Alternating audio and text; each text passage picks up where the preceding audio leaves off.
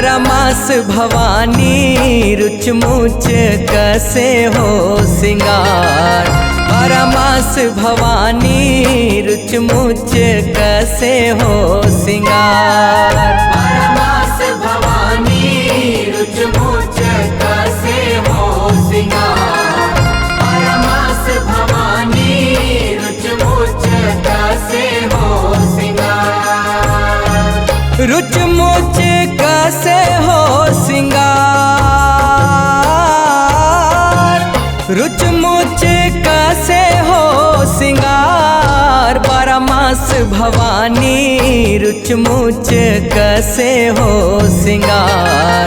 बारहमास भवानी रुच मुच कैसे हो सिंगार। बारहमास भवानी रुच मुच कैसे हो सिंगार।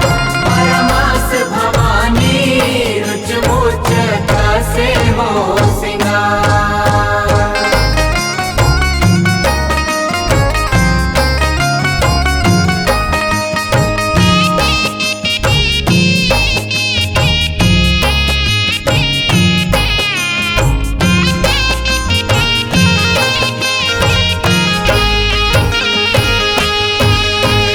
बारहमास दाई बरन बरन के चमके गहना गुरिया।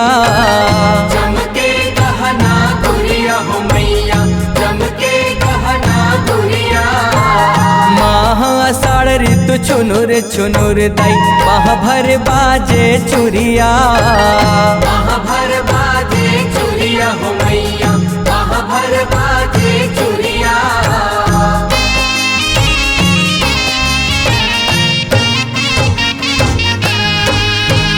सावन ऋतु दस अंगरी मदाई दस रंग चमके मुंदरिया। दस रंग चमके मुंदरिया हो मैया, दस रंग चमके मुंदरिया।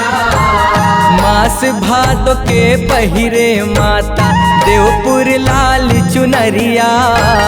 देवपुर लाल चुनरिया हो मैया, देवपुर लाल चुनरिया। कुंवर म पहिरे दस मत हारे, कुंवर म पहिरे दस मत हारे। रुच मुच कैसे हो सिंगार। बारहमास भवानी रुच मुच कैसे हो सिंगार। बारहमास भवानी रुच मुच कैसे हो सिंगार। बारहमास भवानी रुच मुच कैसे हो सिंगार। बारहमास भवानी रुच मुच कैसे हो सिंगार।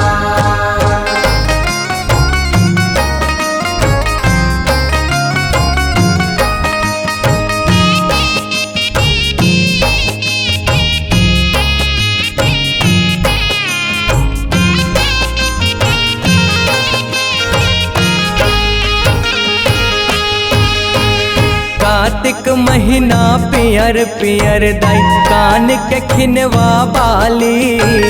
कान के खिनवा बाली हो मैया, कान के खिनवा बाली। अघन महीना तीन बुंदिया फुल्ली मोहनी बरन मतवाली। मोहनी बरन मतवाली हो मैया, मोहनी बरन मतवाली।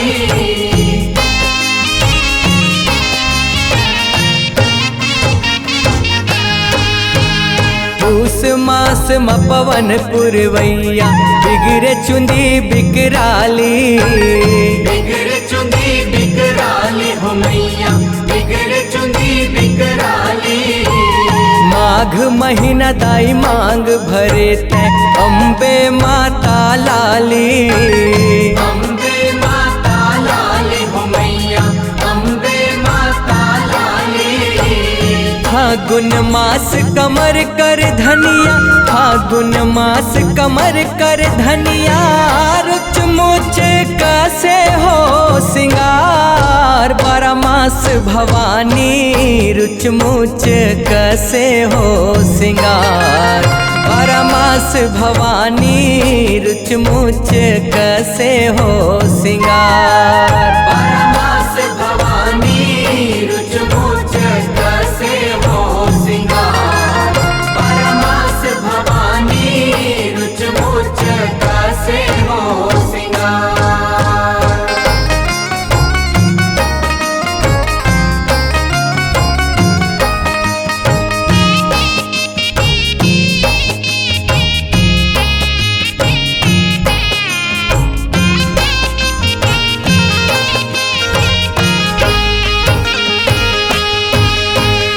चैत महीना दाई खन खन खन के पाँव भर तोर पैजनिया। पाँव भर तोर पैजनिया हो मैया, पाँव भर तोर पैजनिया। बैसाख महीना दाई मोहनी बरन ते महुर लगाए पैया। महुर लगाए पैया हो मैया, महुर लगाए पैया।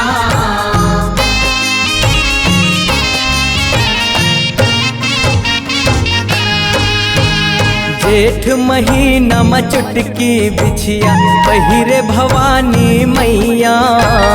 पहिरे भवानी मैया हो बिछिया, पहिरे भवानी मैया।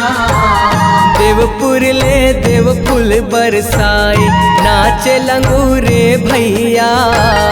नाच लंगूरे भैया भुवन माँ, नाच लंगूरे भैया। कांति कार्तिक तोर शरण माँ परमानंद कठोलिया चरण माँ। रुच मुच कैसे हो सिंगार बारह मास भवानी। रुच मुच कैसे हो सिंगार बारह मास भवानी। रुच मुच कैसे हो सिंगार। परमास भवानी रुच मुच कैसे हो सिंगार। परमास भवानी रुच मुच कैसे हो सिंगार। रुच मुच कैसे हो सिंगार। रुच मुच कैसे हो सिंगार बारह मास भवानी। रुच मुच कैसे हो सिंगार बारह मास भवानी। रुच मुच कैसे हो सिंगार। परमास